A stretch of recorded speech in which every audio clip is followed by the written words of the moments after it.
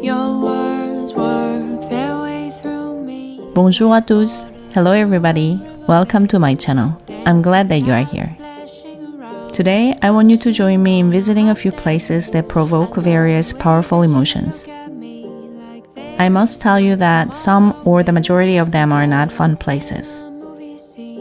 But I strongly believe that history helps us broaden our understanding of current events and how they continue to shape our lives. So, I'd like us to go and see the places to learn the history of Jews in France and of remembrance and commemoration for the 6 million Jewish victims of the Holocaust. Let's go. Allons-y. Never again. So can we just stay right here? Don't go too fast for what we've got. Le Musée d'Art et d'Histoire du Judaism, or Museum of Jewish Art and History in English, is the largest French museum of Jewish art and history. It is located in the Hôtel de Saint-Aignan in the 3rd arrondissement and the Marais district of Paris. Hôtel de Saint-Aignan is a stunning 17th century mansion that conveys the true characteristic of the classical French architecture of the first half of the 17th century. The beauty of the mansion itself makes it worth visiting this museum. I find it quite significant that the Museum of Jewish Art and History is located in the Marais because since the end of the 18th century, a large population of Jews has lived in the Marais. I would like to see the me that you've built up to be, the one that you have chosen to believe. The museum presents 2,000 years of history of Jewish communities in France and the overall history of Judaism. Here, all forms of artistic expressions relating to Jewish culture are exhibited. The history of the Jews in France goes back at least to the early Middle Ages. France was a center of Jewish learning in the Middle Ages, but persecution increased over time, including multiple expulsions and returns. Yet, France was the first European country to emancipate its Jewish population during the French Revolution in the late 18th century.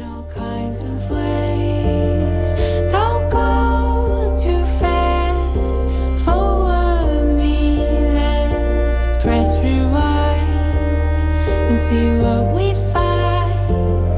Don't go too fast for what we've got. So much to say in all kinds of ways. Don't go too fast for what we let's press rewind and see what we find. Anti-Semitism still occurred in cycles in the 1890s as demonstrated during the Dreyfus Affair. The Dreyfus Affair was a major event of the end of the 19th century in France. A Jewish captain of the French army was accused of high treason and was only cleared years later. The museum's archive consists of more than 3,000 manuscripts, letters, photographs, family heirlooms donated by the grandchildren of Captain Alfred Dreyfus, and official documents. An 8-foot-tall statue of Alfred Dreyfus holding his broken sword, made by the French artist Louis Tim Mittelberg in 1986, stands in the center of the museum courtyard.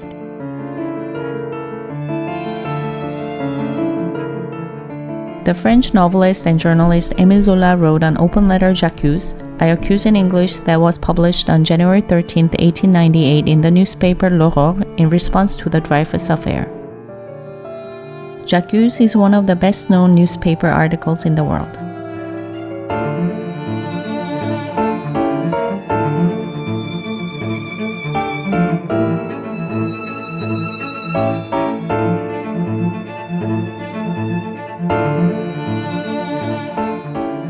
Then Adolf Hitler of the Nazi Party came to power in 1933.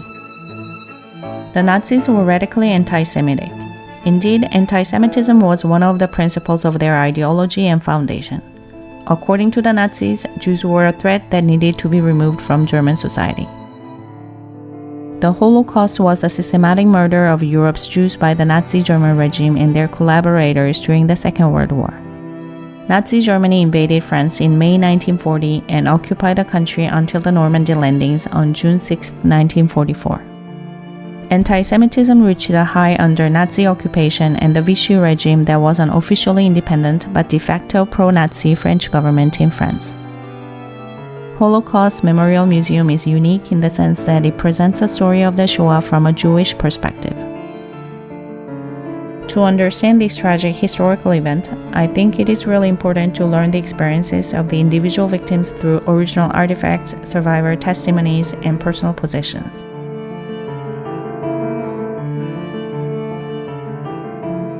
Mémorial de la Shoah is a Holocaust museum in the 4th arrondissement of Paris. Shoah is a Hebrew term for the Holocaust used since 1940s.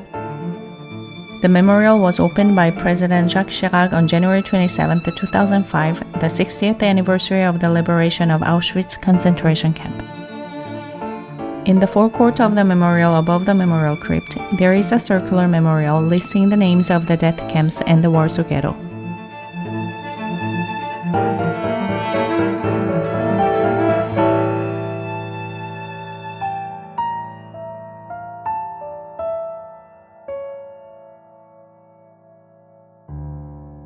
There also are several walls that make a passageway to the building list the names of the approximately 76,000 French Jews who were deported and murdered by the Nazis. They are listed alphabetically by year of deportation.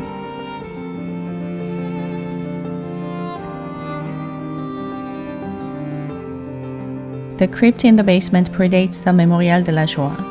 In 1957, the ashes of victims from the different death camps and the Warsaw Ghetto were buried in dirt from Israel.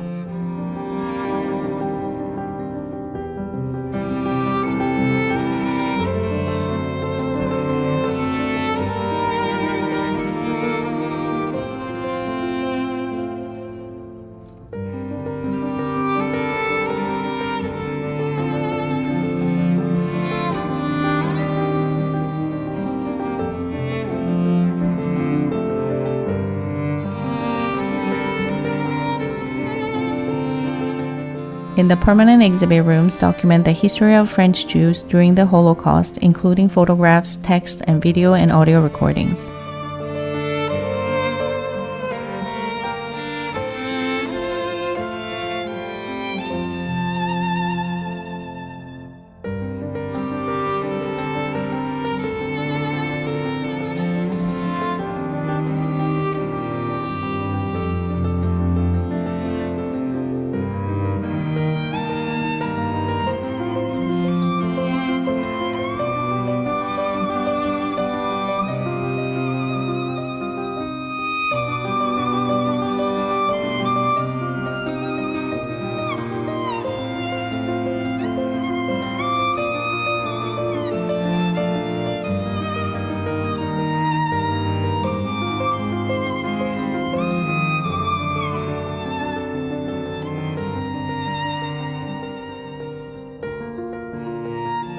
I have read quite a bit about the Holocaust, including fiction and non-fiction, and memoirs including Night by Elie Wiesel.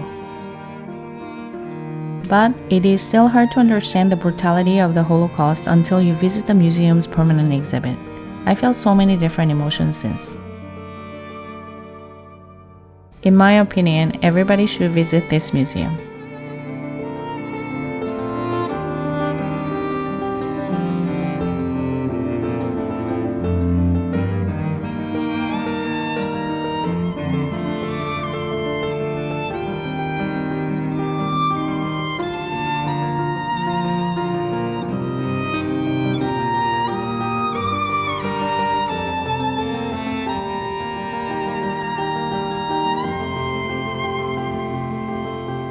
We all need to learn about the Holocaust and do everything we can so that it should never happen again to anyone of any religion or race.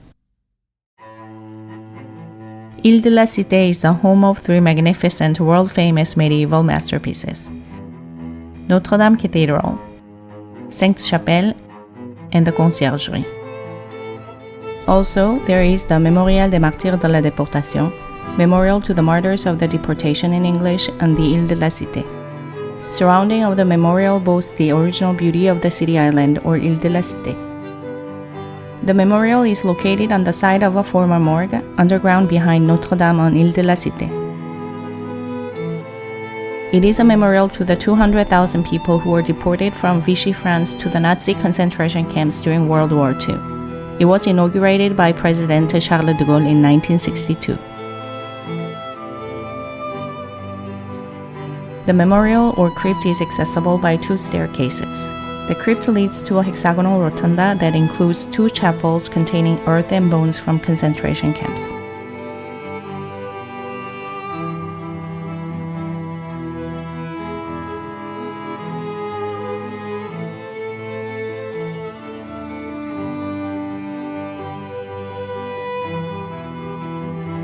Along both walls of the narrow, dimly lit chamber are 200,000 glass crystals with light shining through, meant to symbolize each of the deportees who died in the concentration camps. It really is a place for quiet contemplation. The place is a reminder of one of the darkest parts of the history of the 20th century. Opposite the entrance of the crypt is a stark iron gate overlooking the Seine at the tip of the Ile de la Cité. But even the exquisite view from the memorial doesn't really alleviate your heart. Nonetheless, Seine River and the island are beautiful as always. We are not done yet. Let's go to see the monument that makes my heart ache the most.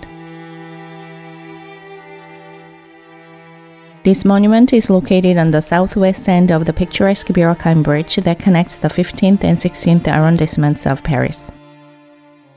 It is le monument de la place des martyrs juifs du Vélodrome d'Hiver. The Veldiv Roundup, an abbreviation of Rafle du Vélodrome d'Hiver, was a mass arrest of foreign-born Jewish families by French police and gendarmes at the behest of the German authorities that took place in Paris on July 16 and 17, 1942. According to the records of the Préfecture de Police, 13,152 Jews were arrested, including more than 4,000 children.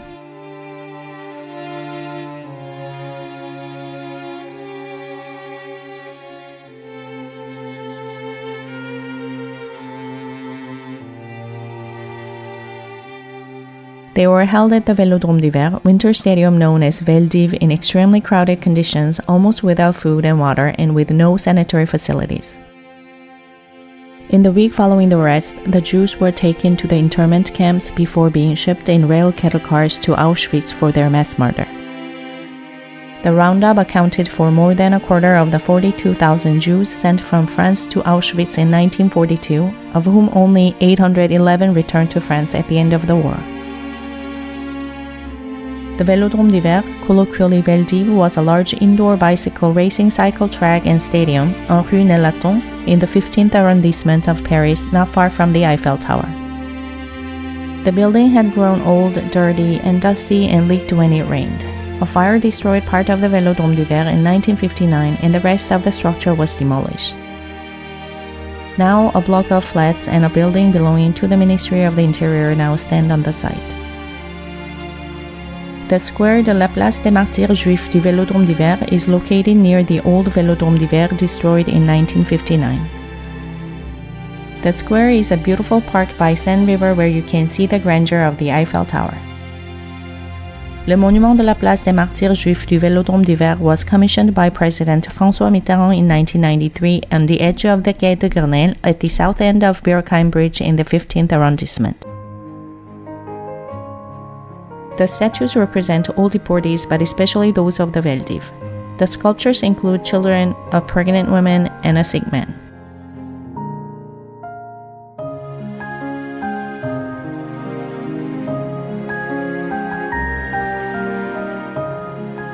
The words on the monument are in French. La République française en hommage aux victimes des persécutions racistes et antisémites et des crimes contre l'humanité commis sous l'autorité de fait dite gouvernement de l'État français. N'oublions jamais. Which translates as the French Republic pays homage to the victims of racist and anti-Semitic persecutions and crimes against humanity committed under the de facto authority called the Government of the French State, 1940 to 1944. Let us never forget. The Holocaust was not long ago, it was not far away. Let us never forget.